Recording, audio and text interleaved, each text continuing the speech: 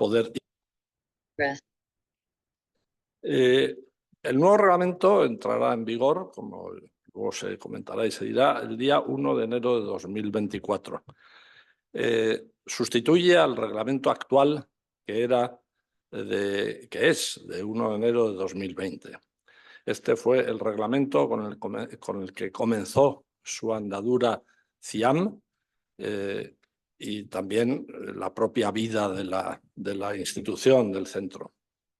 CIAM, como todos ustedes conocen, seguramente es el fruto del esfuerzo y de la puesta en común de la actividad del arbitraje internacional que venían desarrollando tres cortes de Madrid: la Corte de la Cámara de Madrid, CIMA, que me honro en presidir, y la Corte Española de Arbitraje, dependiente de la Cámara de Comercio de España.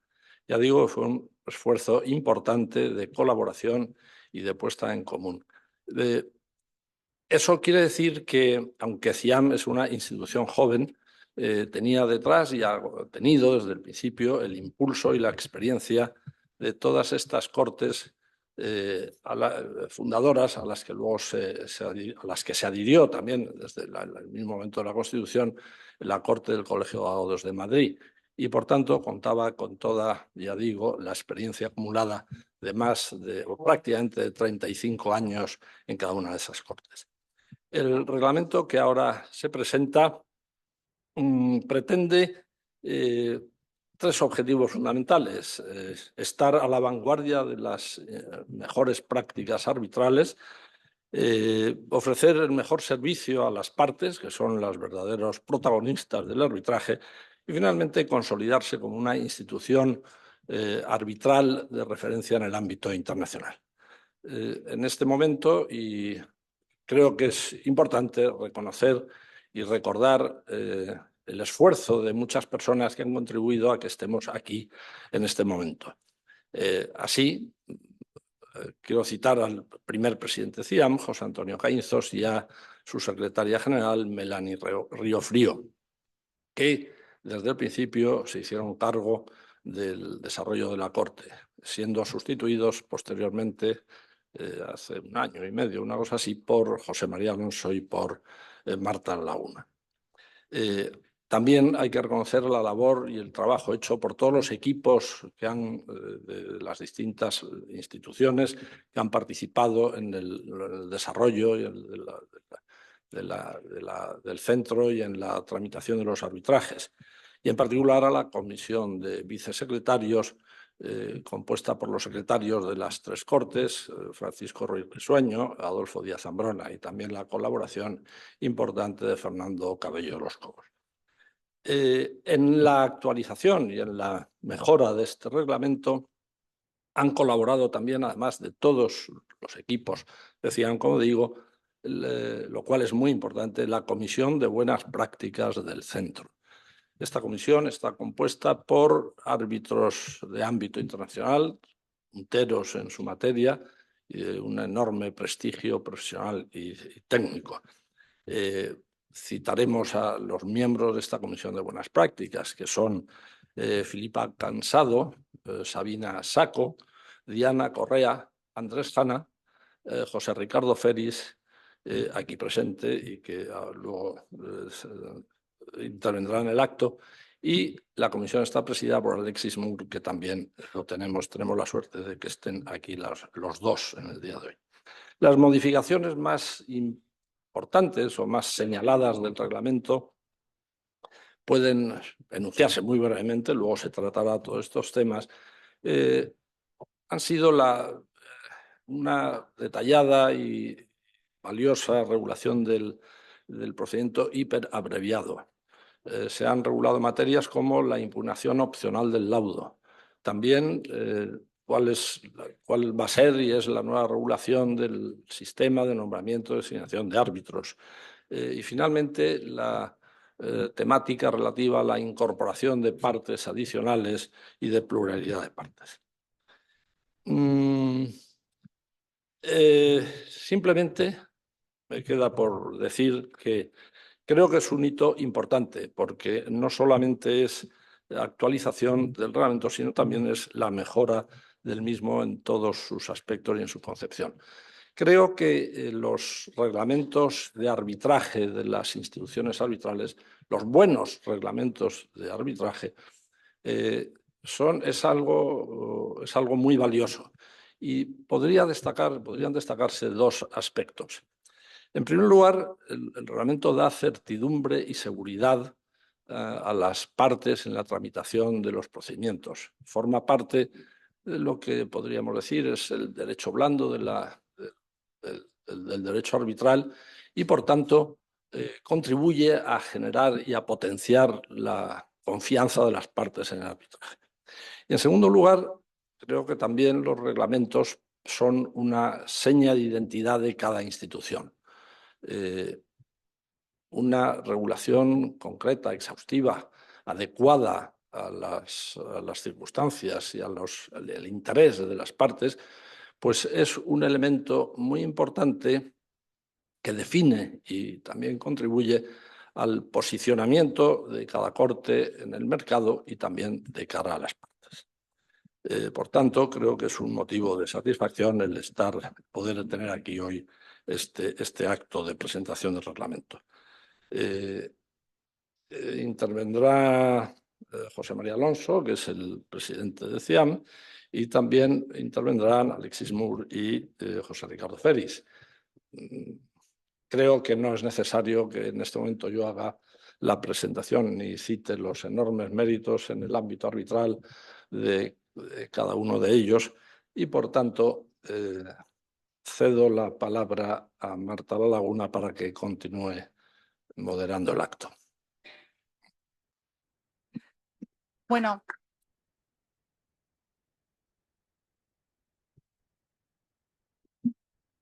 Bueno, pues muchísimas gracias. Yo creo que sobre todo hoy estamos ilusionados y con muchas ganas de que esto sea una sesión en la que tengáis la visión de todo lo que hemos hecho todas esas personas que ha citado Juan. También una mención especial veo a Clifford Hendel, nos ha ayudado a traducir el reglamento al inglés, a revisarlo. Tenéis todos el reglamento y que hemos querido imprimir, aunque somos paperless, hemos querido hacer una excepción porque queremos que lo tengáis en vuestro escritorio y lo utilicéis mucho.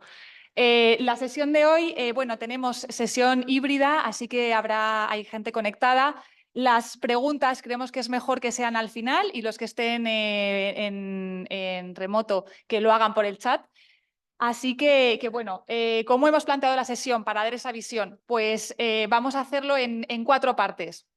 En primer lugar, modificaciones institucionales. En segundo lugar, modificaciones que afectan a los usuarios. En tercer lugar, modificaciones que afectan a los árbitros. Y, por último lugar, novedades. Porque si quisiéramos destacar 3 novedades de este reglamento, son el cambio en el sistema de designación y nombramiento de árbitros, la introducción de un procedimiento hiperabreviado y la modificación de la impugnación opcional del laudo. Entonces, a esa parte al final le dedicaremos un poco más de tiempo. Así que, bueno, empezamos y con la primera parte de modificaciones institucionales que por razones obvias pues, va a ir más a cargo de José María, sin perjuicio de que aquí todos los de la mesa pues podéis hacer las intervenciones que consideréis. En primer lugar, José María, te quería preguntar en cuanto a las novedades en relación con la determinación de la naturaleza del arbitraje y el reenvío de arbitrajes domésticos a CIAM, ¿qué puedes comentar o qué novedades hay en el nuevo reglamento? Pues muchas gracias, Marta, y yo me quiero sumar al agradecimiento a la Comisión de Buenas Prácticas que preside Alexi, que está también integrada por José Ricardo, que nos hacen el honor de estar aquí. Han trabajado de una manera muy, muy seria. Esta modificación del reglamento está muy depurada y por tanto yo creo que estamos lo comentábamos en algunos temas, pues verdaderamente avanzados respecto de otros reglamentos. Bueno, respecto de las modificaciones institucionales, primero es la naturaleza internacional del arbitraje y reenvío entre el CIAM y las Cortes fundadoras. Aquí nos estamos refiriendo, por supuesto, a aquellas cláusulas arbitrales que están referidas a alguna de las 3 cortes fundadoras más la corte de arbitraje del colegio, y con la incorporación como socio también del CIAR, pues a las cláusulas anteriores que estén del CIAR. Es el centro el que se reserva la facultad de determinar el carácter internacional o no del arbitraje. Y, por tanto, el que determina ya ab inicio su propia competencia.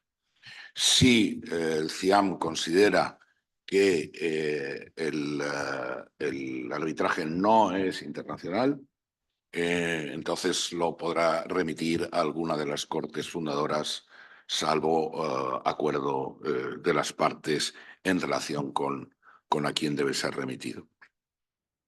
Por supuesto, también en aquellos casos en los que haya cláusulas directas CIAM, que el CIAM considere que no son arbitrajes internacionales. En ese caso, el CIAM no tramitará ese procedimiento y lo remitirá también a alguna de las cortes fundadoras o al colegio,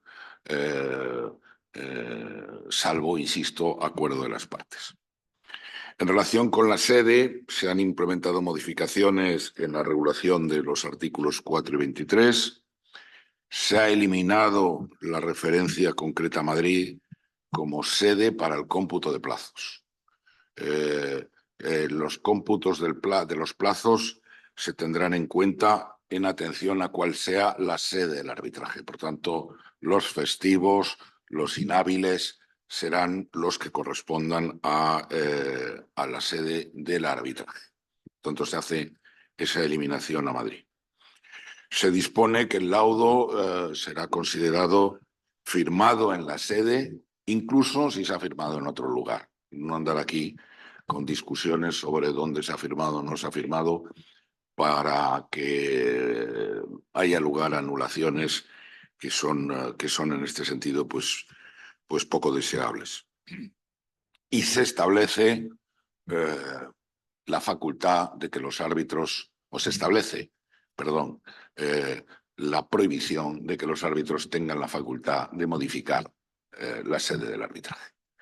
Lo puede modificar el centro por circunstancias excepcionales, pero no los árbitros. Hay una manifestación expresa o una regulación expresa en el reglamento. En cuanto a los costes, se han homogeneizado los honorarios de los árbitros en todos los procedimientos, con independencia de su naturaleza, ya sea ordinario, abreviado o hiperabreviado. Se ha eliminado la distinción entre tramos mínimos y máximos de los honorarios, estableciéndose una única tabla de honorarios. Si bien se ha establecido la facultad del centro de aumentar los honorarios de los árbitros hasta un 30%, dependiendo de la complejidad del caso, la actuación del tribunal en el dictado del laudo, su eficiencia o cualquier retraso en el que pueda haber incurrido. En este caso, el centro también se reserva la facultad de reducir los honorarios de los árbitros, siguiendo el buen criterio que se estableció en la CCI. También se ha establecido un criterio favorable a las partes en procedimientos remitidos al centro con cláusulas de sumisión a alguna de las cortes fundadoras. Ha habido algún problema diciendo en la corte a la que yo me sometí, los honorarios son más bajos que los del CIAM y, por tanto, si me voy al CIAM voy a tener que pagar más. En ese caso se aplicarían los honorarios de la corte en la que, a la que estaban sometidos inicialmente las partes. Se ha establecido la norma aplicable de reparto de honorarios en supuestos de sustitución de árbitros, como se detalla en el artículo 20 del anexo 2 del reglamento.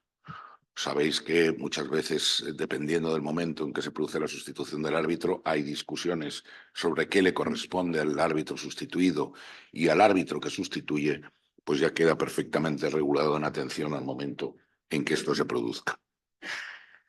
Respecto de la publicación de los laudos, La norma general, sabemos que un arbitraje es confidencial, si bien se ha incluido una nueva redacción para indicar que cualquier laudo podrá ser publicado siempre que se haya anonimizado su contenido y que ninguna de las partes se oponga a dicha publicación. En la redacción anterior se requería la solicitud de alguna de las partes para poder proceder a la publicación del laudo. Ahora no hace falta esa solicitud. El centro lo publica anonimizado, salvo que exista una manifestación expresa por alguna de las partes para que no se publique. Perdona, José María, aprovecho para indicar que se ha hecho un partnership con Jusmundi que facilitará esta labor de anonimización. En relación con el arbitraje societario, había discusiones si debía haber una regulación específica para el arbitraje societario y hemos llegado a la conclusión de que no. El arbitraje societario lo único que cambia es probablemente en su naturaleza, pero no las reglas que le deben ser aplicadas. Y por tanto, se aplicarán al arbitraje societario las reglas del procedimiento que elijan las partes o en todo caso pues el procedimiento ordinario, el procedimiento abreviado o el hiperabreviado. Y luego se ha incorporado, bueno, eso ya es de Alexi. Sí, yo quería, sí. Alexi, sí que en la parte también institucional, pero hay una norma de cierre o genérica que se introdujo a sugerencia tuya. Si nos la puedes explicar o por qué consideras relevante haberla incluido en el reglamento. Sí, gracias, Marta. Bueno, primero, quisiera agradecer también a Juan, a José María, a ti, Marta, al CIAM por la invitación el día de hoy y para el honor que me han hecho en pedirme presidir la Comisión de Buenas Prácticas. La verdad que ha sido un placer presidir este grupo y ayudar en la preparación de ese reglamento. Vamos a seguir trabajando ahora con la redacción de un código de buenas prácticas y será un placer continuar trabajar con todos ustedes. Ahora, esta regla que está en el artículo 65 del reglamento, primero hay una pequeña aclaración que hacer que este artículo 65 tal y como está presentado el reglamento, está incorporado en el capítulo 10, que se refiere al árbitro de emergencia, así que alguien podría tener la impresión de que aplica solamente en el contexto del árbitro de emergencia. No es así.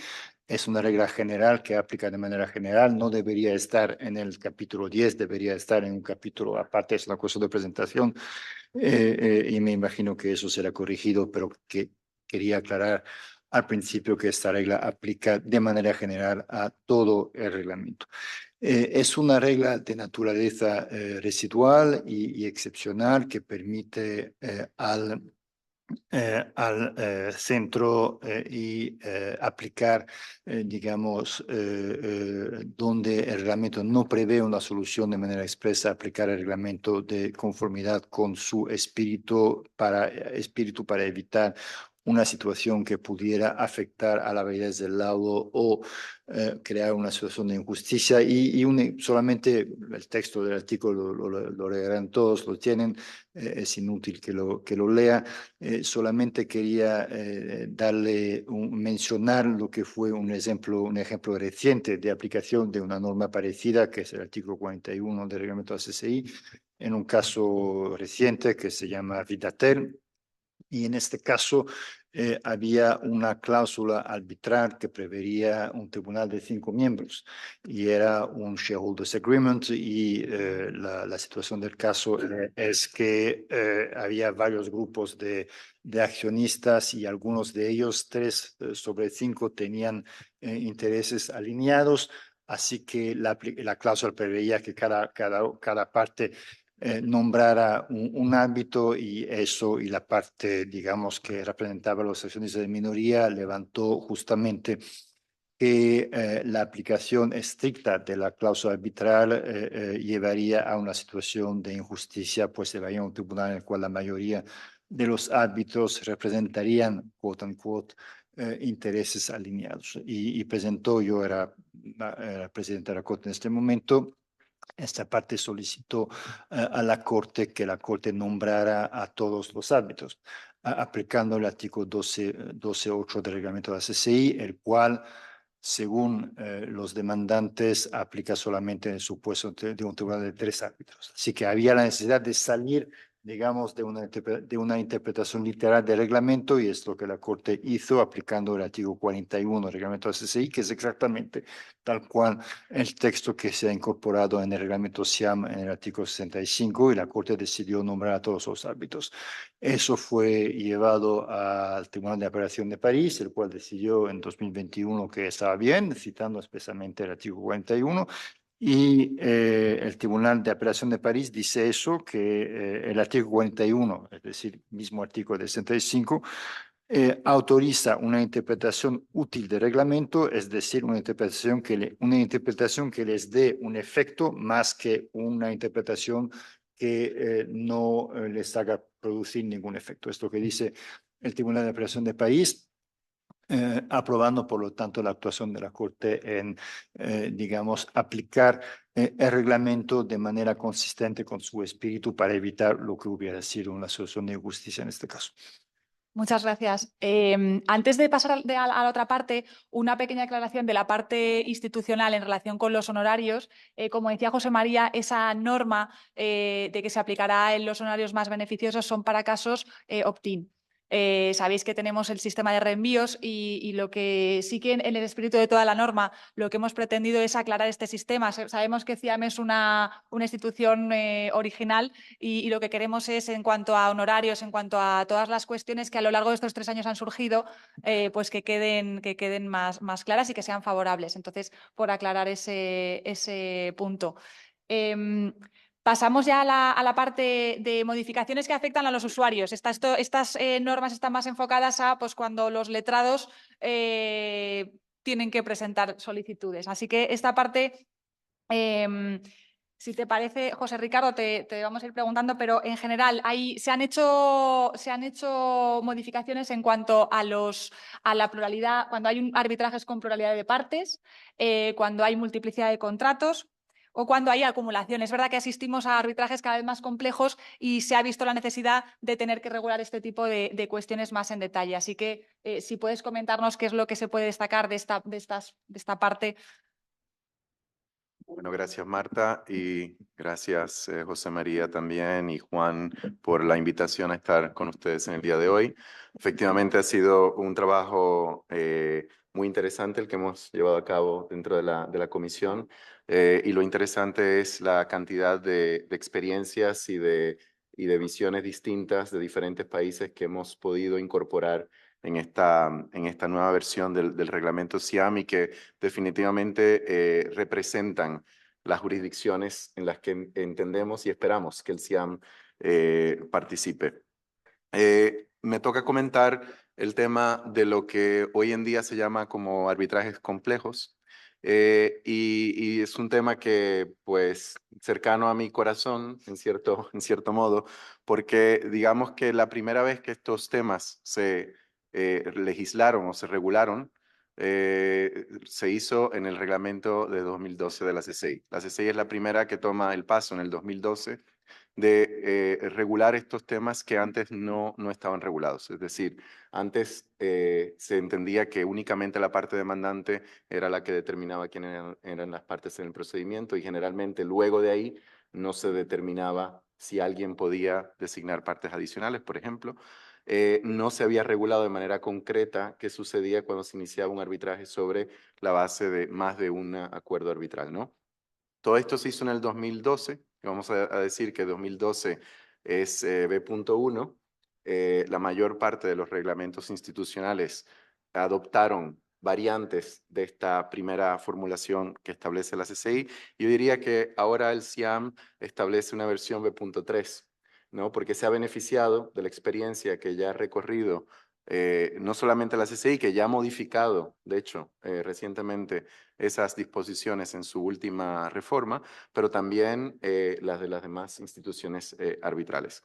En primer lugar, me gustaría destacar que en cuanto a pluralidad de partes, me complace ver la modificación, aunque parezca algo, un detalle menor, que ya no se habla de terceros, sino se habla de partes adicionales, porque la denominación de terceros normalmente lleva a confusión de, efectivamente, si estamos hablando de una parte o de un tercero que simplemente se incorpora al procedimiento por algún interés, pero que no hace parte activa del procedimiento. Entonces, yo creo que en ese sentido es importante. Se habla de incorporación. Es verdad que el título del artículo habla de intervención por buscarle algún título, pero se habla realmente de incorporación de partes adicionales, o sea que estamos hablando de efectivamente entidades o individuos que van a tener un rol activo o pasivo en el procedimiento. Y en ese sentido me parece importante, y creo que aquí hay una novedad en cuanto a otros reglamentos, que se exige que para incorporar una parte adicional se determine que esa parte o se determina cuál es el interés jurídico que esa parte tiene. En la B.1 de la CCI impuso el requisito, aunque no lo decía expresamente, pero estaba implícitamente determinado, que debía haber una pretensión o activa o pasiva en relación con la parte adicional. Acá se habla de un interés jurídico. Es un concepto más amplio. No necesariamente una pretensión, pero se debe explicar el por qué esa parte debe hacer parte de este procedimiento arbitral y me parece importante. Y en relación a aspectos en los que el reglamento SIAM sigue la B.2 de la CCI, es el hecho de que inicialmente se había pensado la incorporación de partes adicionales únicamente antes de la constitución del Tribunal Arbitral. Hoy ya se acepta que se haga después de la constitución del Tribunal Arbitral, siempre y cuando haya una determinación prima facie sobre la competencia sobre esas partes, para que no haya una irrupción en el procedimiento muy importante, y que se entienda que esa parte adicional, si no ha participado en la constitución del Tribunal Arbitral, pues al momento en que o lo solicita o el tribunal arbitral entiende que hay una prima facie competencia, se entiende esa parte como que aceptó la constitución del tribunal arbitral. Y donde hay una novedad importante en ese sentido en el reglamento SIAM es que la Corte podrá reconstituir el tribunal arbitral si se acepta la incorporación de una parte adicional. Este artículo está comunicado, vamos a decirlo así, o vinculado con el artículo de multiplicidad de contratos y con el artículo de acumulación de procedimientos. Desde el inicio, desde el B.1, este articulado, vamos a decirlo así, es necesario que se vea de manera conjunta porque normalmente están vinculados los unos con los otros. Muchas veces se busca incorporar una parte adicional porque esa parte quizás ha suscrito un contrato con una cláusula arbitral que no es la original con la cual se inició el procedimiento. Entonces, hoy en día ya el reglamento establece claramente que se pueden iniciar arbitrajes o pueden haber arbitrajes sobre la base de multiplicidad de contratos. Y también el reglamento deja claro que procedimientos que se inicien, ya sea con las mismas partes o con cláusulas arbitrales o hechos o cuestiones de derecho que son vinculadas, que esos arbitrajes se puedan acumular. Y acá yo creo que el reglamento SIAM también es bastante valiente, va un paso más allá y establece una presunción de la acumulación. Es decir, la idea es que se haga todo lo posible por acumular los procedimientos y en ese sentido lo que se busca es la eficiencia, ¿no? ¿Y cómo lo hace? Pues lo hace a través de dos tipos de criterios. Hay unos criterios objetivos que toda solicitud de acumulación deben de cumplir y luego hay una serie de criterios a discreción del centro, ¿no? De la Corte, que se podrán tomar en cuenta al momento de decidir si se acumulan o no. ¿Cuáles son los criterios que se deben de cumplir para que se lleve a cabo la acumulación?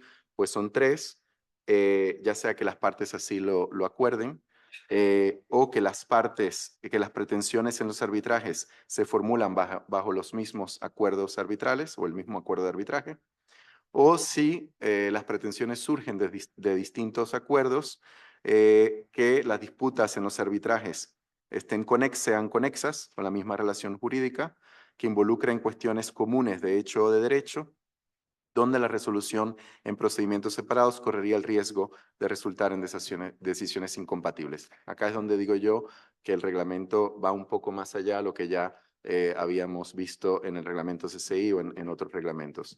Pero también el reglamento nos dice que al decidir si procede la acumulación, el centro evaluará otras consideraciones, ¿no? En primer lugar, el momento en que se encuentra el procedimiento preexistente. Si estamos ya al final del primer procedimiento, quizás pues sea contraproducente acumular. Si la acumulación genera conflicto de intereses con el tema del tribunal arbitral. Si la acumulación daría lugar a procedimientos más eficientes. De nuevo, la impronta de la eficiencia. Si existe un nexo suficientemente estrecho entre los arbitrajes a consolidar, ahí volvemos al tema de las cuestiones comunes de hecho o de derecho.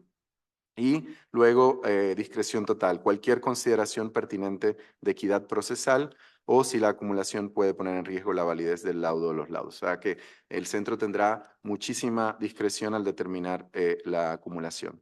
Y acá, de nuevo, el tema de que si el centro opta por consolidar, como decía anteriormente, el centro podrá reconstituir el tribunal arbitral. Me parece que es una norma novedosa, moderna y al mismo tiempo me parece que es una norma pro acumulación, porque muchas veces en las normas de acumulación que habíamos visto en otros reglamentos no se hacía porque hacerlo podía poner en riesgo la constitución del tribunal arbitral. Entonces el reglamento ahora soluciona ese problema dándole al centro la potestad de reconstituir el tribunal arbitral, lo cual a mí me parece una disposición muy novedosa y muy acertada. Muchas gracias. En cuanto a sucesión procesal, antes no había regulación y se ha introducido una nueva regulación. ¿Nos puedes comentar cómo? Sí, ese es el nuevo artículo 22 y yo debo decir que si bien es cierto que eso ocurre muy raras veces, debo decir que en mis 13 años en la CCI ocurrió 2 veces, que yo tenga memoria del fallecimiento de una parte. Árbitros tuve, pero partes Eso estaba pocas. previsto. Partes pocas. Y lo que establece este artículo 22, que me parece muy útil y está basado en el sentido común. Pero a veces los árbitros necesitamos esa base jurídica en la cual fundamentar nuestras decisiones de sentido común, que es se le da al tribunal arbitral la potestad de pues suspender el procedimiento en el caso de que no solamente habla de fallecimiento de una parte cuando la parte es una persona, sino también que se extinga la parte cuando se trata de personas jurídicas. Entonces, básicamente es eso, que se le da discreción al tribunal arbitral para que suspenda y para que reorganice el procedimiento en caso de que aparezca un sucesor, ¿no? Eso es. Otra de las novedades es que en la representación se ha introducido una regulación respecto a qué pasa cuando interviene o cuando hay un cambio de letrado o cuando interviene una nueva representación letrada. Todo esto a efectos de evitar un conflicto de interés con el árbitro, con el tribunal ya constituido, que es... Pues sí, acá simplemente por hacer un poco de memoria, simplemente hago la aclaración de que no es una regla nueva, pero que representa lo que hoy en día se considera como la regla más aceptada. Y les hago un recuento de dónde surge esta norma. La vimos por primera vez, una norma que se crea de manera casi que jurisprudencial por el Tribunal Arbitral en el caso de Evraska contra Eslovenia. En ese caso se presenta la situación en la que antes de la audiencia las partes nombran a un letrado, a un barrister en ese caso, que se conflictúa o generaba un conflicto con uno de los miembros del tribunal arbitral. Y en ese caso la decisión era o se iba al letrado o se iba el árbitro en plena audiencia. Y ahí el tribunal arbitral entendió que habían poderes inherentes del tribunal arbitral para garantizar la integridad del arbitraje. Y esa regla que ese tribunal creó de manera casi que jurisprudencial, luego se fue consolidando y se adoptó, y acá tenemos el autor de esa adopción, se adoptó como una regla en las guías de la IVA de representación de partes, que me consta que a Alexi le costó mucho esfuerzo que se aprobaron y hoy en día yo creo que son reglas bastante aceptadas a nivel mundial. Y luego la primera institución en adoptar esa regla fue la LCIA, y más recientemente la ICC también la ha adoptado. O sea que yo creo que hoy en día la regla es que si ya constituido el tribunal arbitral hay un cambio en la representación de parte, se le va a dar prioridad al tribunal arbitral en caso de un conflicto que al derecho que tiene la parte de hacerse representar por el letrado de su preferencia. Eso es. Luego, en relación también con la financiación de terceros, ya estaba regulada, pero ha habido una eliminación únicamente de un... Sí, ha habido una eliminación porque el tema se ha debatido mucho y de hecho, bueno, quizá pueda generar algún debate el cambio.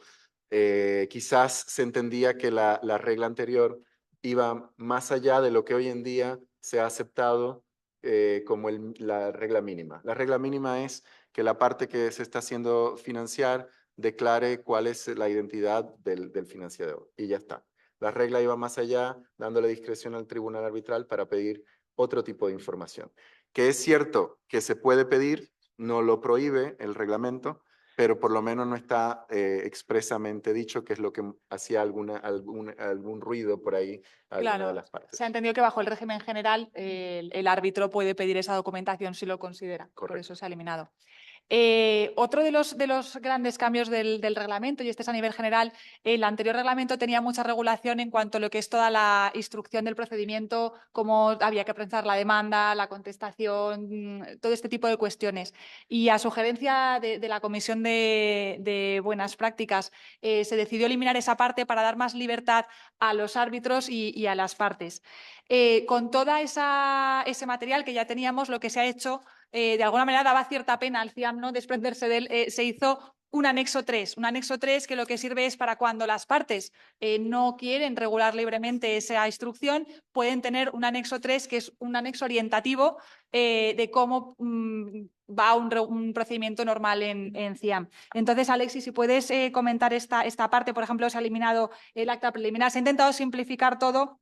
Y bueno, se han mantenido también algunas cuestiones de prueba, se ha incluido una parte de la rebeldía. Así que bueno, si puedes comentar esta parte. Sí, efectivamente, Marta, creo que la primera cosa que hay que señalar al respecto es el enfoque que pone el reglamento sobre la flexibilidad del proceso. Y efectivamente, en el texto anterior había una serie de directivas procesales que estaban en el reglamento mismo, lo cual creo era una especie de interferencia en los poderes discrecionales del Tribunal Arbitral para conducir el procedimiento y creaba una rigidez indeseable, y por lo tanto se decidió sacar todas estas prescripciones procesales del reglamento y ponerlas como guías en el anexo 3. El anexo 3 todos se podrán leer. Hay un punto que quiero poner de manifiesto en el anexo 3 que creo es importante, es el artículo 1. Y el artículo 1 en realidad no es una guía, es algo que creo que sí es obligatorio, y es el deber de todas las partes de arbitrar en buena fe. Y ahí en este artículo 1 se pone una invitación, más que una invitación, es una obligación de las partes de actuar de conformidad con las guías de la IVA sobre representación de partes que José Ricardo acaba de mencionar. Creo que ese es un texto, y lo podemos discutir luego, espero, es un texto que creo que proporciona una respuesta, y la única respuesta, creo, eficaz a una preocupación legítima de las partes, que es la de los costes de los tiempos de arbitraje, de las actuaciones de los representantes de partes en arbitraje. Y creo que el hecho de que el SIAM, a través de este anexo 1, pero de forma mandatoria, que las partes se comprometen a cumplir con lo previsto en la sede de la IVA, creo que es un mensaje muy, muy importante para la comunidad arbitral. Así que esa primera observación es la flexibilidad y el deber de las partes de arbitrar en buena fe. El segundo punto, como acabas de señalar, es que se ha sacado de reglamento lo que se llamaba el acta preliminar, que era el equivalente más o menos del acta de emisión de la CCI. Eso me ha dado mucha gracia, porque al final una de las pocas, ¿cómo se llama? En español, ¿cómo se dice? Bueno, cosas que hubiera querido hacer en la CCI y no se hizo al final por muchas razones, es sacar el acta de emisión del reglamento de la CCI, cual creo que tiene muy poca autoridad, pero no se hizo en la CCI, se hace aquí, lo cual creo que es bueno. Las menciones que anteriormente tenían que estar en el acta preliminar tienen que encontrarse en la primera orden procesal. Y aquí sobre este punto hay un punto, creo, importante, y es el hecho de que los árbitros pueden decidir no incluir en la orden procesal una lista de puntos a resolver. Es decir, que se indica que la primera orden procesal podrá incluir una lista de puntos a resolver, pero los árbitros podrán decidir, si no lo estimen oportuno, no hacerlo. Y creo que eso también es una flexibilidad muy importante, porque en particular en arbitrajes complejos es muy difícil al inicio determinar cuáles son los puntos a resolver. El tema es un tema sensible en el contexto de la CCI, porque el acta de emisión, por supuesto, es un acta firmado por las partes y el tribunal no lo puede modificar, mientras que la primera orden procesal sí es un documento que el tribunal arbitral puede modificar en cualquier momento, pero creo que sí, darle al tribunal la flexibilidad de decidir o no incluir en este documento una lista de puntos a resolver es importante. La tercera observación es el poder muy amplio que se le da a los árbitros, y es el artículo 31.2 del reglamento, para administrar el procedimiento arbitral de la manera que le parezca más oportuno para minimizar los costes y los tiempos del arbitraje. Y el artículo 31.2 incluye, pero de manera no limitativa, una serie de poderes que se da al tribunal arbitral, pero no es limitativa, y bajo el reglamento del SIAM, el tribunal arbitral tiene los más amplios poderes para administrar el proceso arbitral de la manera que les parezca más oportuno. Cuarto punto, quinto, es la inclusión en el reglamento muy importante de dos principios fundamentales, que son el principio de autonomía del convenio arbitral. Es decir, el convenio arbitral es un convenio separado del contrato principal en el cual está incluido, y el hecho de que el contrato pueda ser nulo no implica por sí mismo la invalidez del convenio arbitral. Y el principio de competence es el poder del tribunal arbitral de decidir sobre su propia competencia, lo cual para nosotros en Francia y en España parece bastante evidente, pero cuando el arbitraje tiene su sede en algunos países donde los tribunales pueden intentar interferir con el proceso arbitral, es un principio importante. La rebeldía que has mencionado está en el artículo 35. Entiendo que es un punto que ha creado en el pasado problemas aquí en España, menos en mi país, pero creo que hay cosas que a veces parecen evidentes y que son, no obstante, bueno decirles. Y ese artículo 35 prevé que cuando una parte no participa, aquí puede haber dos supuestos: que la parte ha sido notificada y no participa, y eso es un principio de parte ausente, y cuando la parte no ha podido ser notificada, y en este caso aplica de igual manera la norma, el arbitraje sigue. el centro tiene que emitir una resolución de rebeldía y comunicar los actas a la parte ausente, pero es importante que el reglamento prevé de manera clara que en ausencia de una parte, sea que la parte haya sido notificada o no, el arbitraje puede seguir. Obviamente, y eso aquí es un tema que quizás abordaremos en la guía de buenas prácticas, cuando una parte no esté presente, en particular cuando la parte no ha podido ser notificada, es importante que el tribunal ex oficio examine su competencia. Eso es un punto muy importante y creo que eso no está en el reglamento, pero habrá que me parece que no está en el reglamento. Está en el reglamento. Bueno, entonces está y es bueno que esté. El tribunal tiene que ex oficio verificar su propia competencia. Y por fin, como decíamos al inicio, el procedimiento de referencia, y con eso creo que he terminado sobre esos aspectos procedimentales. Perdona, una cuestión, y no es tanto del anexo, sobre el idioma. En este reglamento se ha establecido que el idioma es el centro, a falta de acuerdo entre las partes, el que decide sobre la determinación del idioma. Y esto se ha hecho porque antes lo tenían los árbitros y entonces al final, cuando en esa parte en la que no tienes árbitro, pues había cierto problema. No sé si quieres comentar, Alexi, este punto.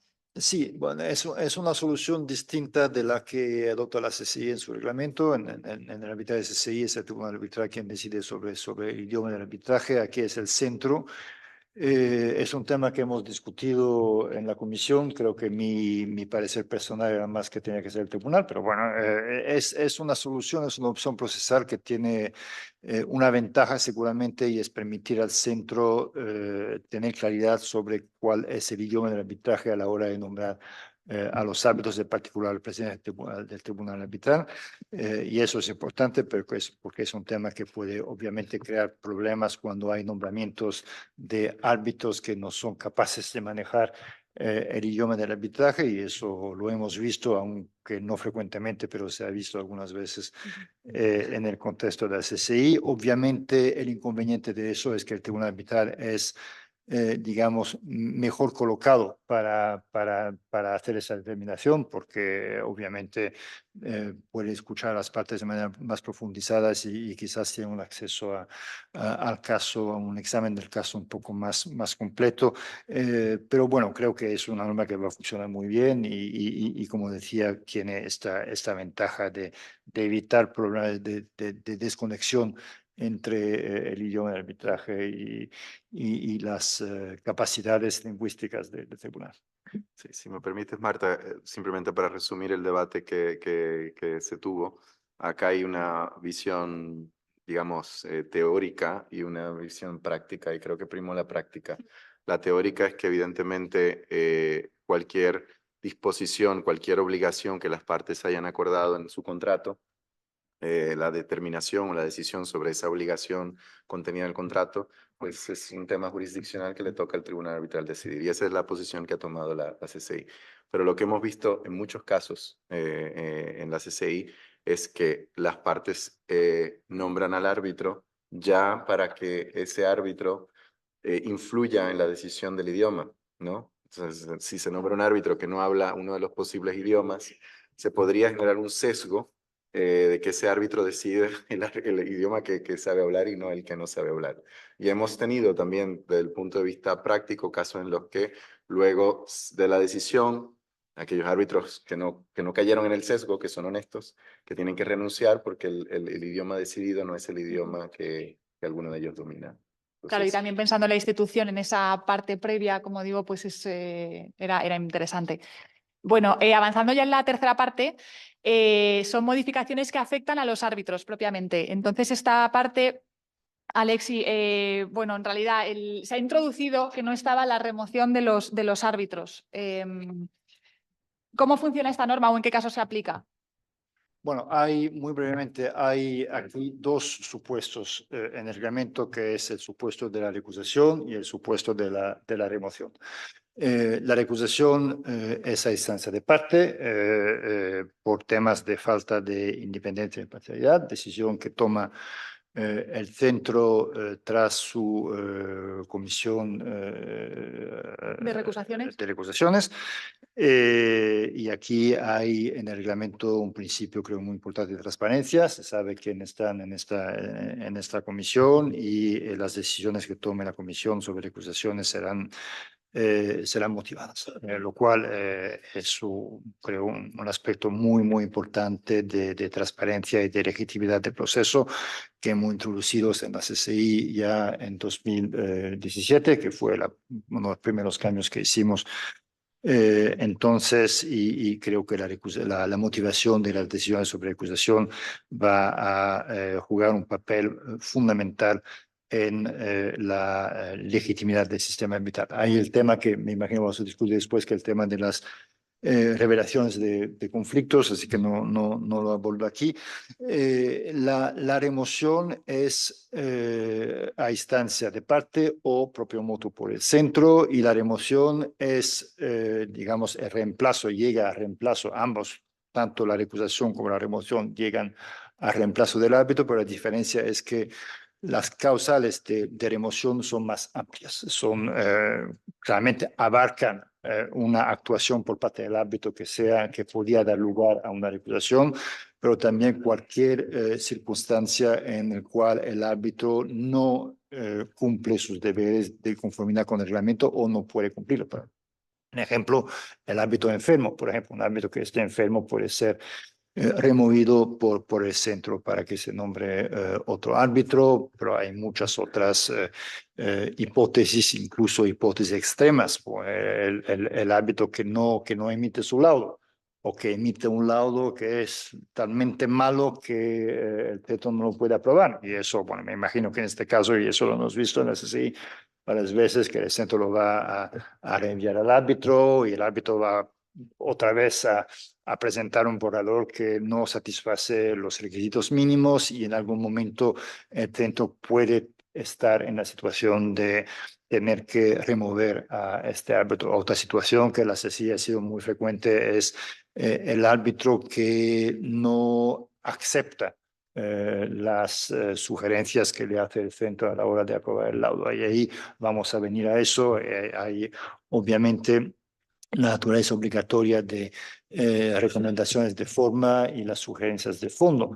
Pero aquí hay un matiz también interesante, y hemos visto en el pasado árbitros que no aceptaban en la CCI las recomendaciones de fondo que la Corte consideraba como siendo muy, muy importantes varias veces, y eso puede dar lugar o no a una decisión de remoción. Así que creo que la inclusión de esta norma sobre remoción de árbitros permite, digamos, al centro, más allá de situaciones que dan lugar a una demanda de recusación, eliminar situaciones patológicas graves que puedan impedir el funcionamiento normal del arbitraje.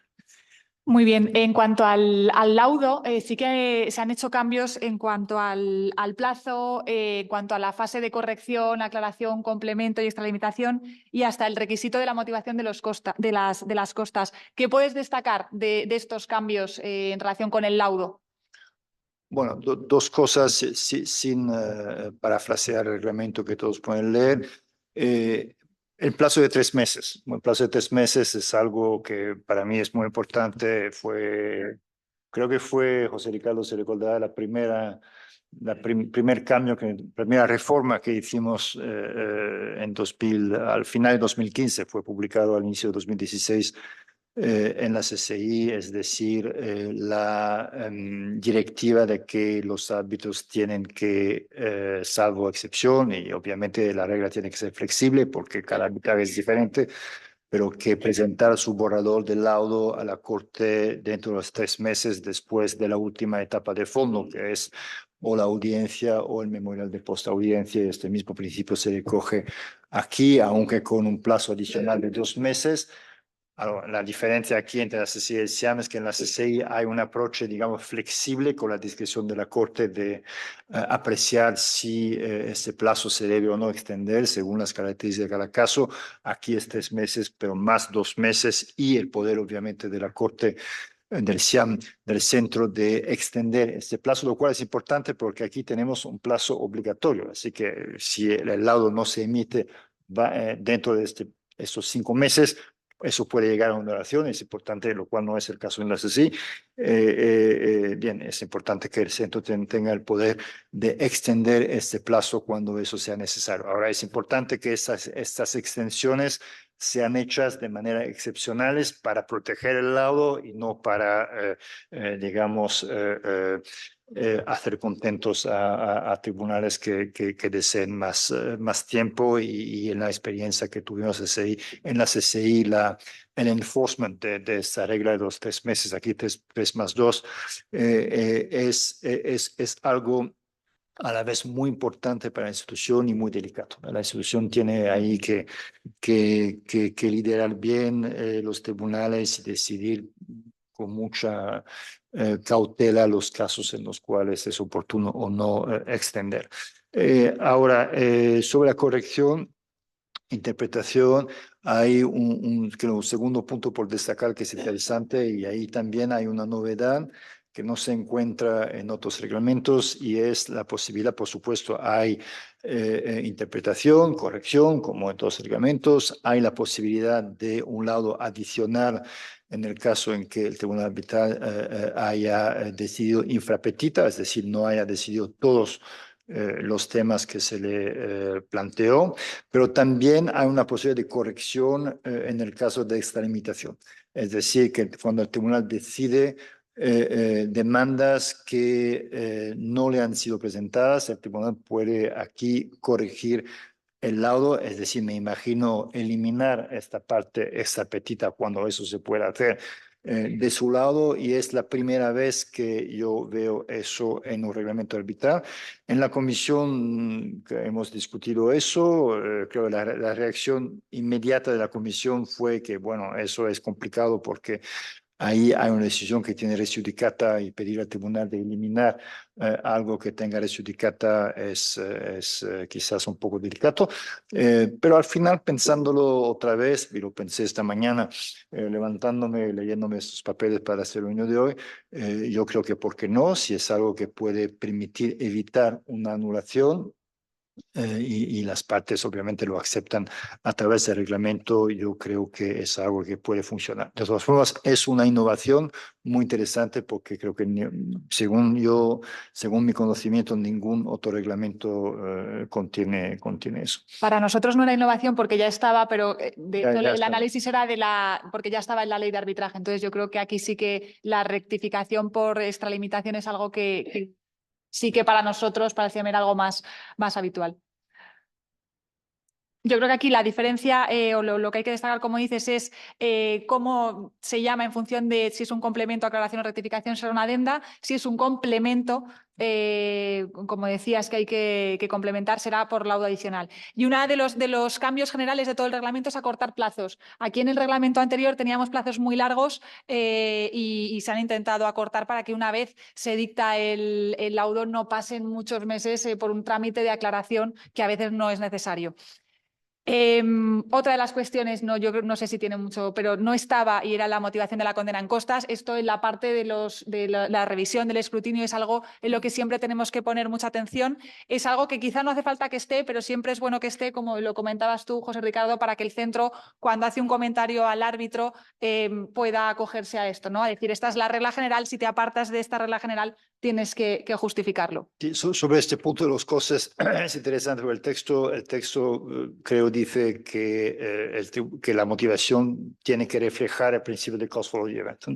Y el término reflejar creo que exprime una flexibilidad inherente. Es decir que, bueno, primero el tribunal puede decir no aplicar el principio cost follow the event si le parece apropiado, y si lo hace, creo que ese término de reflejar le permite, digamos, no aplicar una regla matemática, es decir, matizar la aplicación de la regla cost follow the event según todas las circunstancias del caso, y eso es importante. Pero siempre para evitar el tema de la decisión salomónica y todo que tanta crítica tiene, ¿no? Y sobre todo en costas. Del árbitro de emergencia, Alexi, bueno, los cambios han sido relativos. Se elimina la parte de inaudita parte, se elimina la posibilidad de hacer un arbitraje de emergencia inaudita parte y se permite ahora que se pueda dictar un laudo si es que el árbitro así lo considera. No sé si quieres comentar alguna cuestión más. Bueno, no más que eso. Creo que todo eso ahora es expresión de una práctica muy consolidada en el ámbito de la CCI. Creo que lo que hay aquí refleja esta práctica de manera muy fiel. Hay algunos matices, en particular en cuanto al plazo para el nombramiento del árbitro, que aquí es mandatoria, si bien entiendo, son 2 días hábiles. En la CCI no existe ese plazo en el reglamento mismo, es más bien una cuestión de práctica, y Se puede prorrogar. van a ver que cumplir con el plazo a Sí, veces sí. no es simple, porque esas solicitudes muy frecuentemente llegan el viernes un poco antes de medianoche. Así que, bueno, eso va a ser mucho trabajo para la Secretaría, pero creo que tener este plazo en el reglamento también le da previsibilidad a las partes, y la verdad es que el ámbito de emergencia se ha revelado un instrumento para las partes extraordinario. Ha sido introducido en la CCI en 2012, como saben, y desde entonces ha sido absolutamente un éxito total, y seguramente para la SIAM será una herramienta extremadamente útil. Bueno, pues yo creo que hasta aquí el paseo por todos los cambios, aunque haya sido, bueno, un poco en titulares que se han hecho. Ahora sí que queríamos comentar los 3 cambios esenciales que comentaba al inicio. Si os parece, José María, podemos empezar, si quieres, por un tema de turno, por la impugnación opcional del laudo. Sabéis, la impugnación opcional del laudo era un procedimiento que teníamos regulado en nuestro reglamento, y se ha modificado. Se ha modificado pues para dar, creemos, mayor seguridad jurídica, y con un procedimiento que ahora nos cuenta José María. Muy bien, bienvenido, decano. La impugnación opcional del laudo es una de las cuestiones más debatidas en cualquier reglamento y en general en el mundo del arbitraje, ¿no? Parece que si yo me someto a un arbitraje, pues pretendo que el laudo sea final y definitivo, y no que se alargue más. Pero la realidad, y eso ya lo digo como experiencia después de haber hablado con muchos abogados, el one shot es una de las cosas que preocupa seriamente a los abogados cuando se someten a arbitraje, ¿no? El no tener la posibilidad de que ese laudo sea revisado, salvo por las causales de anulación previstas en la ley de arbitraje de la sede, ¿no? Entonces, bueno, pues esto ha habido siempre partidarios y detractores. En España lo tiene CIMA, aunque regulado de una manera distinta. Lo tiene también el CIADI, pero no es algo que sea común. Pero a nosotros nos ha parecido, en aras de favorecer el arbitraje, que es una buena cosa, incorporar la impugnación opcional del laudo. Lo hemos hecho además de una manera más cuidadosa, lo hemos incorporado a un anexo. O sea, no forma parte, digamos, del cuerpo principal del reglamento, sino que va a un anexo, concretamente al anexo 5. Algunas cuestiones que son importantísimas. Primero, requiere el consentimiento por escrito de todas las partes antes del nombramiento de cualquier árbitro. Esto es, antes de que ningún árbitro sea nombrado y acepte su posición. ¿Por qué? Porque muy bien puede suceder que el árbitro no esté en disposición de aceptar un asunto donde puede entender que su decisión puede ser revisada. Por consiguiente, ese es el momento límite para el acuerdo de las partes del establecimiento de una impugnación opcional del laudo. El centro podrá decidir también sobre la admisión de la solicitud de inicio del procedimiento de impugnación. Puede considerar o que no está bien pactado, o que cuando se ha pactado se ha hecho posteriormente a la designación del primer árbitro, y por tanto puede rechazar esta impugnación opcional. La cuestión era cómo se puede dictar un laudo sin que ese laudo determine el trigger, el dies a quo para la acción de anulación, y que por tanto la acción de anulación permanezca viva mientras se procede a esta impugnación opcional del laudo. Después de pensarlo mucho, lo que se decidió, y así está en el anexo, es que el laudo que emitan los árbitros tendrá la forma de borrador. Y por consiguiente no estará ni firmado ni estará fechado. Y por consiguiente no tiene eficacia de cosa juzgada ni tiene posibilidad de ser ejecutivo. Decir que las decisiones del árbitro de emergencia ni las que se tomen en cuestiones de medidas cautelares no son susceptibles de impugnación opcional del laudo. ¿Cuáles son las razones para esta impugnación opcional de ese borrador de laudo? Ese borrador de laudo podrá ser impugnado por aquellas razones que muchos abogados hemos intentado o hemos tratado de meter al socaire del orden público material, que es una infracción manifiesta de las normas sustantivas aplicables al fondo del asunto o un error manifiesto en la apreciación de los hechos que han servido de base para la decisión. Veréis que en ambos casos se habla de manifiesto, tanto infracción manifiesta de las normas aplicables como error manifiesto en la apreciación de la prueba. Esta acción de impugnación opcional del laudo lo resuelve un tribunal de 3, siempre un tribunal de 3, que son los 3 designados por la Corte.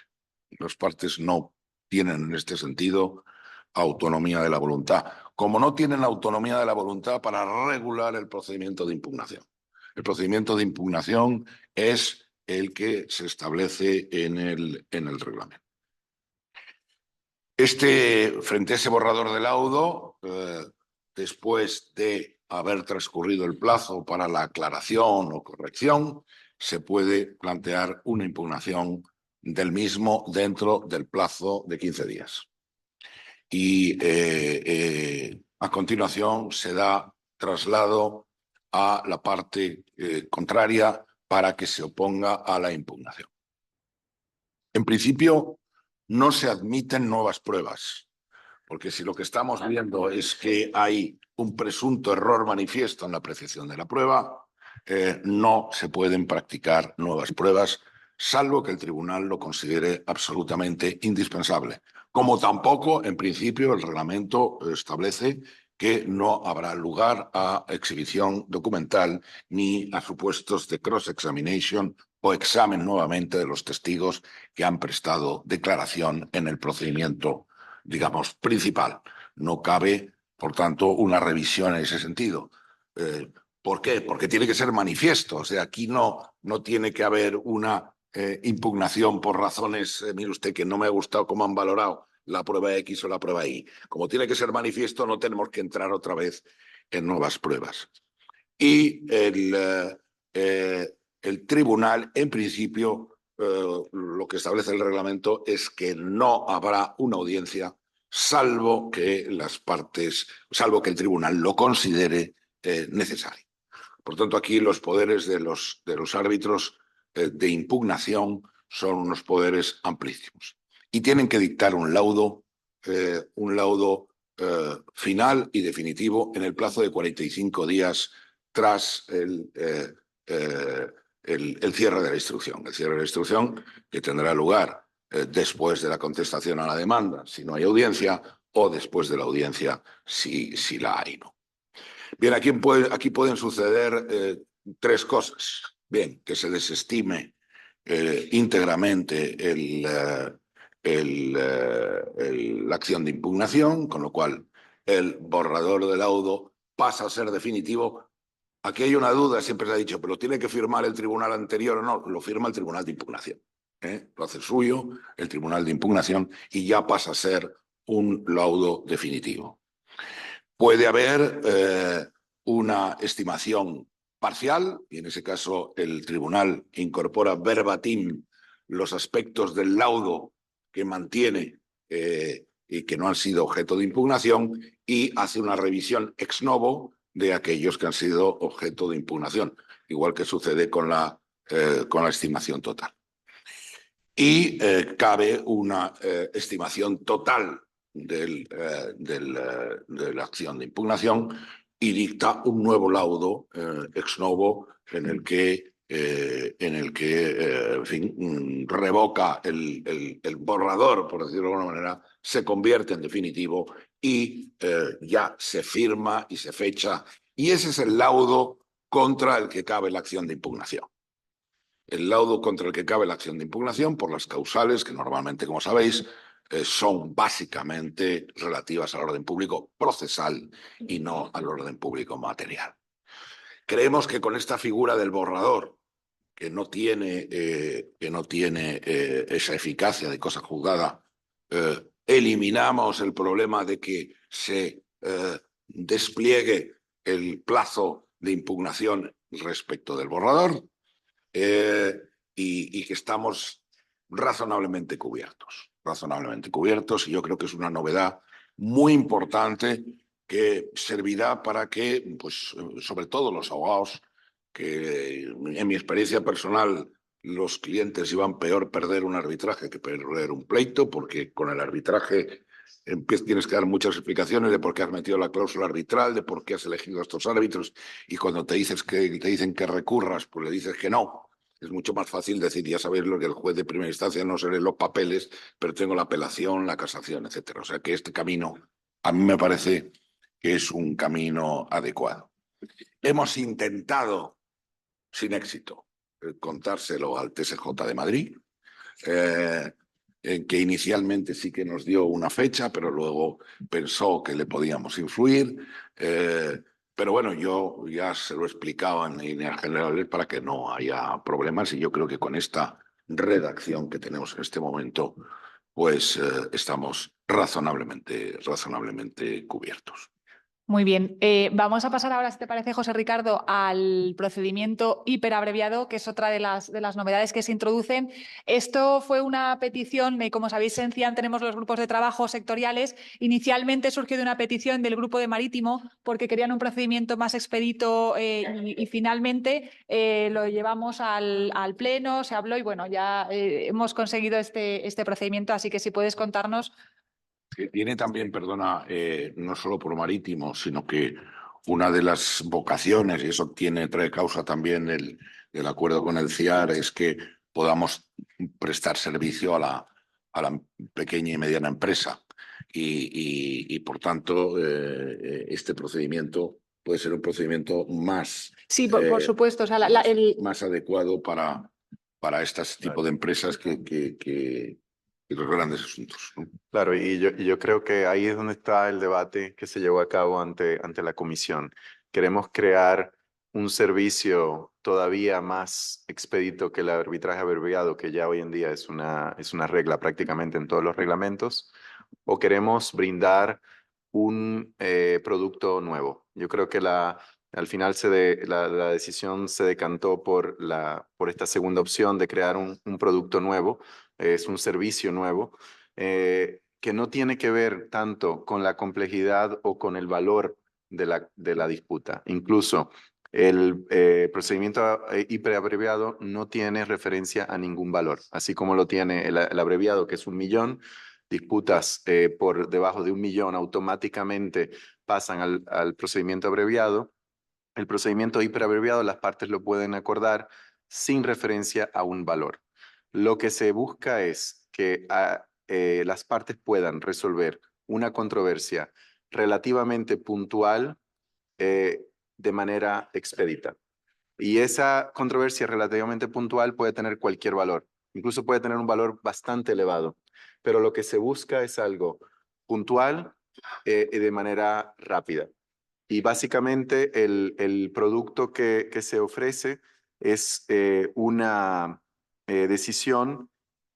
Una vez el centro ha decidido que efectivamente se puede llevar a cabo en las condiciones que las partes han presentado el procedimiento hiperabreviado, se puede presentar una decisión en 3 meses. Básicamente 3 meses es el plazo que se ha establecido una vez que el centro dice sí se puede proceder con el procedimiento hiperabreviado. Cosas interesantes de este procedimiento. En primer lugar, la diferencia entre el hiperabreviado, y el abreviado es que el abreviado funciona por opt-out. Es decir, ya está integrado en el procedimiento, en el reglamento. El hiperabreviado tiene que ser opt-in, tiene que haber un acuerdo expreso de ambas partes. Es decir, ambas partes tienen que tener la necesidad y quieren esa decisión hiperabreviado. Segundo lugar, aun cuando las partes lo solicitan, el centro tiene discreción para evaluar si efectivamente lo que las partes andan buscando es algo que se puede hacer en ese periodo de tiempo. Como les decía, la vocación del hiperabreviado es poder resolver una controversia muy concreta, muy puntual, no simplemente llevar a cabo un procedimiento como generalmente las partes lo quieren llevar, solo que en 3 meses, ¿no? Entonces, yo creo que ahí va a entrar un poco la discreción del centro. Y por eso el ejemplo de marítimo yo creo que es un ejemplo muy apropiado, porque aquellos que saben de arbitraje marítimo saben que ese es otro mundo y que son procesos que se llevan a cabo de manera muy rápida porque son decisiones muy puntuales. Y otra particularidad interesante de este procedimiento es que, digamos, no se pierde tiempo. Las partes comienzan la instrucción del caso, lo que sería presentar su demanda y contestación, al mismo tiempo que el centro está procediendo al nombramiento a la constitución del tribunal arbitral. O sea que es una formulación interesante en la que no se pierde tiempo. Es decir, el tribunal arbitral ya comienza la instrucción propiamente dicha del caso con la demanda y la constitución y la contestación presentadas. O sea que lo único que tiene que hacer el tribunal arbitral es realmente pasar directamente al análisis de la prueba y de los escritos y la dictación del laudo. De la misma forma como en el procedimiento abreviado, este tribunal tiene la discreción de si se lleva a cabo una audiencia o no. O sea, hay vocación para que sea un procedimiento escrito en vez de un procedimiento oral. Y bueno, como decía, esto es una oferta del CIAM, que me parece muy interesante, para atender necesidades de o industrias específicas o de necesidades específicas que puedan tener los usuarios. Mil gracias. Yo también creo que es un procedimiento muy adecuado cuando estamos hablando de cuestiones estrictamente jurídicas o de interpretación, a lo mejor, de una determinada cláusula o de una determinada norma, donde no hay ni demandante ni demandado, sino que simplemente hay divergencias en cuanto a cómo se debe interpretar eso. Yo creo que este procedimiento hiperabreviado puede ser especialmente útil. Todos hemos vivido un caso donde lo que se requiere es la interpretación de una cláusula para que se pueda llevar a cabo Claro, una operación. Eso. Y no. No, y uno de los puntos importantes del reglamento, creo más del reglamento abreviado que hiperabreviado, el hiperabreviado, como plantea José Ricardo, justamente es opt-in, el abreviado es opt-out, es el hecho de que el centro puede nombrar un árbitro único a pesar de que la cláusula arbitral prevé un tribunal de 3. Y aquí es un ejemplo interesante de cómo el reglamento de la institución prevalece sobre el acuerdo de las partes. Quizá que quería hacer un par de puntos adicionales sobre el tema del procedimiento de apelación opcional. Y obviamente la dificultad aquí será este concepto de error manifiesto o de infracción manifiesta en cuanto al derecho, error manifiesto en cuanto a los hechos.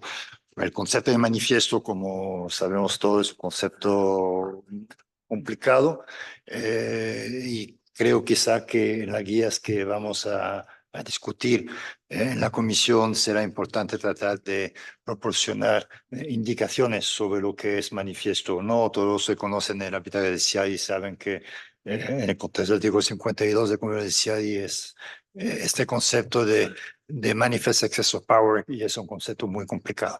Esa es la primera observación. La segunda observación que quería hacer se refiere al escrutinio de los laudos que está en el artículo 43. Y aquí solamente para notar, hay un matiz. Aquí, obviamente, la CCI es la institución que desde más tiempo ha hecho escrutinio. Hay un matiz en el artículo 43 respecto al reglamento de CCI, que el reglamento de CCI prevé que la Corte puede imponer cambios en cuanto a la forma y llamar la atención del tribunal en cuanto al fondo. Aquí el centro puede proponer modificaciones formales y llamar la atención. Y el punto es hasta qué punto puede un tribunal arbitral rechazar cambios formales que el centro le indique. Yo creo que son cambios formales como errores o cosas de esa naturaleza o requerimientos formales que son previstos a pena de nulidad por la ley de la sede. Creo que es complicado decirle que no al centro, pero aquí este término proponer en el artículo 43 merecerá quizá un poco de atención en la comisión. Y el último punto, muy brevemente, pero quizá lo vamos a discutir más, es el hecho de que creo que eso estaba ya antes, pero es importante resaltarlo porque es un tema que es muy de actualidad y muy discutido. Es el estándar para revelaciones que se adopta en el reglamento, que es el estándar subjetivo a los ojos de las partes, como la CCI, como en la IVA. La IVA en este momento está revisando sus guías sobre el conflicto de intereses. Hay una discusión porque, como quizás habrán visto, el código de ética que acaba de adoptar la CNUMI con el CIADI ha mantenido, creo que eso fue un error, el estándar Halliburton, el estándar inglés, que es el estándar del tercero informado y razonable, que es para disclosures, es un pésimo estándar, es un tema que va más allá de esa discusión y de esas observaciones, pero es muy bueno que el reglamento haya adoptado el estándar subjetivo. Solo para un motivo, que es un estándar que permite hacer una distinción entre el estándar que aplica a revelaciones y el estándar objetivo que aplica a los challenges y a disqualifications de árbitro. Pero quería solamente insistir sobre eso. Mil gracias. Yo del hiperabreviado solo aclarar por preguntas que ha hecho algún usuario. Conviven efectivamente el ordinario, el abreviado, el hiperabreviado y conviven lo que las partes quieran. Es decir, si las partes con la flexibilidad que quieren hacer un procedimiento en un mes, lo pueden hacer también. Lo que se pretendía, y lo explicaba muy bien José Ricardo, es dar un pack, una suerte de procedimiento cerrado para que se pueda aplicar de forma fácil. Alexi, ya por terminar, sí que hay una parte que es la parte de nombramiento y designación de árbitros y de confirmación que en este nuevo reglamento hemos aprovechado para aclarar y para agilizar, porque la verdad es que pensamos que estaba bien, pero es verdad que queríamos un poco agilizarlo porque estábamos invirtiendo mucho tiempo en pedir a las partes conflictos. Ahora se ha determinado que con la sumisión al reglamento las partes ya saben que pueden autorizar al centro a hacer ese control de conflictos, y la verdad es que ha sido de gran ayuda a todas las discusiones, que ha sido también otro de los temas que se han discutido muchísimo para un poco modificar todo el sistema. Nada más que 3 observaciones muy generales, otra vez no voy a parafrasear lo que está en el reglamento, lo pueden leer todos. El primer punto es que el reglamento se basa en los nombramientos de partes. Las partes tienen la posibilidad, no digo el derecho, porque yo nunca he pensado que fuera un derecho, pues es un tema eso muy que podemos discutir, pero tienen la posibilidad de designar a un árbitro, como muchos otros reglamentos. Eso es un debate que, como saben, ha sido muy intenso en los años pasados sobre si las designaciones de partes son una buena opción o no, si eso genera falta de imparcialidad por parte de los árbitros o no, si eso es lo que esperan los usuarios o no. Yo creo que al final, pero es un tema muy complicado, es una buena opción a condición de que la institución sea robusta en velar en la efectiva imparcialidad e independencia de los árbitros. Es decir, que yo creo profundamente que el sistema de designaciones de partes puede sobrevivir solo y solamente si la institución juega plenamente su papel regulatorio. Es decir, que sea firme y robusta en sacar a los árbitros que o no revelan lo que deberían revelar o no cumplen con su deber de imparcialidad e independencia. El sistema de nombramiento de partes no puede funcionar si no hay eso. Y en eso quería insistir, es la importancia en el contexto del SIAM, como en el contexto de la CCI, en el contexto de cualquier reglamento que prevea la posibilidad para las partes de elegir a sus propios árbitros, que la institución juegue plenamente su papel regulatorio. El segundo punto es es un punto de claridad en el reglamento, la distinción que se hace entre dos conceptos que creo que son dos conceptos completamente diferentes, que son el concepto de designación de los árbitros por las partes sujeto a confirmación y el nombramiento. El nombramiento lo hace la institución. La designación no instituye al árbitro como árbitro. La designación está sujeta a confirmación. Y creo que es muy bueno que el reglamento plantee esa distinción de manera muy clara. Las partes no nombran a los árbitros, las partes hacen una propuesta a la institución y la institución confirma.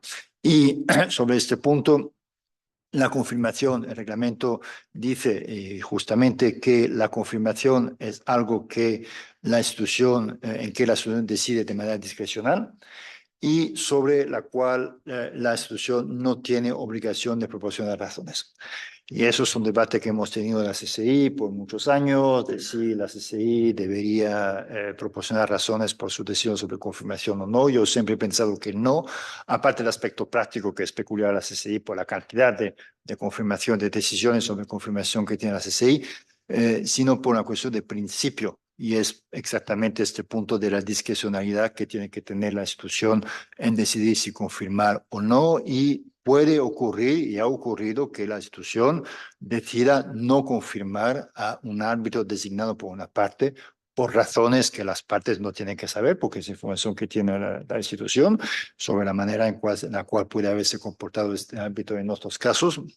Pero yo creo que el principio fundamental que resaltar aquí, y entiendo que eso es mi opinión, entiendo que es una opinión que puede no ser compartida, pero yo creo profundamente que en el sistema de designación de partes, las partes no nombran y las partes no tienen un derecho a nombrar el árbitro. Las partes hacen una propuesta a la institución y la institución tiene el poder discrecional de rechazar esa propuesta. Y bueno, la tercera observación es la distinción que hace el reglamento, por esa cuestión aquí de redacción y técnica, sobre entre el nombramiento que hace el centro directamente o por lista. El anexo creo que está muy bien redactado, muy claro, así que no es necesario que lo describa, pero creo que lo que es interesante es la adopción por parte del SIAM, salvo en las excepciones previstas por el anexo en el caso de nombramientos directos del proceso de lista, es del rank and strike, que todos los que han hecho arbitraje NUMMI conocen perfectamente, y creo que es un buen sistema, es un sistema que tiene una ventaja, es que proporciona un camino y un éxito, digamos, bastante asegurado al proceso de selección y permite asociar a las partes al nombramiento, lo cual es bueno. Tiene también a veces efectos perversos que, bueno, que no creo que son más presentes en la arbitraje de inversión que no, y es que, bueno, a veces el procedimiento de lista llega a un resultado que en francés sería un poco el moins-disant, es decir, que a veces tiende a llegar a escoger el candidato que menos objeciones tiene. Es el candidato más gris, digamos, que hay, pero eso creo que en el arbitraje comercial no se plantea de la misma manera, y creo que al final la adopción por el SIAM del sistema de lista va a ser muy, muy buena. Y premiamos las revelaciones de alguna manera. Bueno, yo la verdad es que son las 2, tenemos ahora un cóctel, queríamos que hubiera más tiempo para preguntas. Si os parece, yo voy a leer una pregunta, pero que es una pregunta muy práctica, por el chat, que preguntan si el reglamento está colgado. Efectivamente está colgado. Hay un pop-up en la web en el que aparece, y luego en el apartado de noticias está el 1 de enero, entrará en vigor y ya estamos todo el equipo haciendo todas las adaptaciones para hacerlo. Yo limitaría a 2 preguntas. No he querido limitar a los ponentes porque creo que teniéndolos aquí era muy interesante escucharles. También sabed que una vez leáis el reglamento, todo esto hay muchos cambios en la institución, como siempre está a vuestra disposición. Cualquier duda que podáis tener la podéis enviar por correo y como siempre la contestaremos. Así que si tenéis alguna pregunta que no os podáis aguantar, es el momento, pero tenemos un cóctel ahora a las 2. Entonces no sé si hay preguntas. O el cóctel. Bueno, antes de nada, sí que Por cerrar, antes de nada, sí que de verdad lo más importante de esto es todo el trabajo, ya lo ha comentado Juan, pero todo el trabajo que ha habido con muchísimas personas. El primer agradecimiento que queríamos hacer, y esto es de parte de, o sea, de toda la institución, es al equipo de José Antonio Cañizos, de Melanie de Río Frío, que está aquí, de Ignasi de Ribot y de Mariló, porque fueron los que empezaron con un proyecto que, como digo, muchas personas, mucho tiempo y muy mirado. Entonces eso es lo que hay que poner en valor. Luego, a la presidencia del Comité de Vicesecretarios, el querido, y lo tenemos aquí, destacaría a Paco Ruiz Risueño. Hay aquí una errata horrible porque pone Fernando, pero esto es para llamar más la atención y así Paco, todos te conocemos, Paco Ruiz Risueño y Adolfo Díaz Zambrona son el comité de vicesecretarios que han estado pues revisando muchísimas reuniones previas con ayuda de Fernando Cabello de los Cobos y por supuesto con José María, que ha estado también en infinitas reuniones, y por supuesto con Sebastián Mejía, que ha sido aparte autoría intelectual de... Yo destacaría de muchas cosas, pero del hiperabreviado lo destacaría desde luego. Seguimos con el pleno. El pleno, este proceso pasó primero por ese borrador, luego hubo la comisión de buenas prácticas que ahora me referiré y el pleno. El pleno, aquí tenemos a José Ignacio Monedero, tenemos a María José, que se ha ido, se ha tenido que ir, a Joseph, y creo que de los presentes no me dejo nada. Por supuesto están Juan y Urquiola, que además ellos, además del pleno, están siempre ayudando y siempre con cualquier cuestión ayudando en todo absolutamente.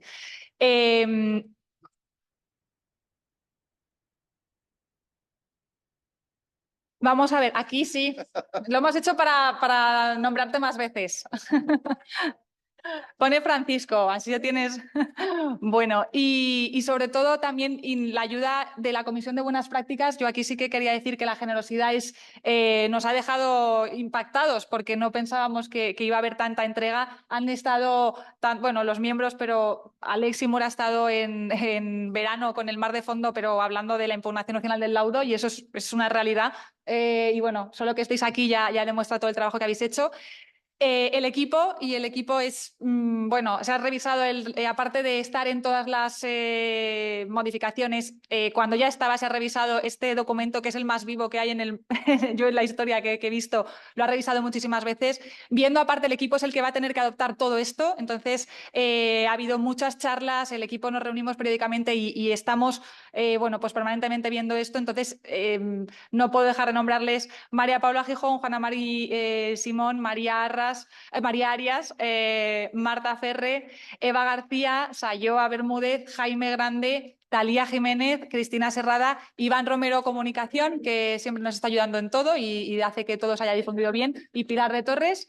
Y sí que un agradecimiento especial por las veces que se han leído el reglamento, que han revisado, que han cambiado todo, que no sabéis las que han sido, y aparte de la parte intelectual, de darse cuenta de errores que después de que haya pasado esto por 60 personas se han dado cuenta ellas, María Paula Gijón Andrade, Juana Mari Simón y Talía Jiménez. Así que muchísimas gracias y abiertos a cualquier duda, y ahora disfrutar del cóctel, que podemos hacerlo también un poco navideño. Así que bueno, y esperemos que la puesta en práctica del reglamento sea lo que esperamos. Y desde luego aquí estaremos para tratar de ser una institución que escucha a los sectores, que escucha a los usuarios y que hace las cosas ágiles y de forma profesional.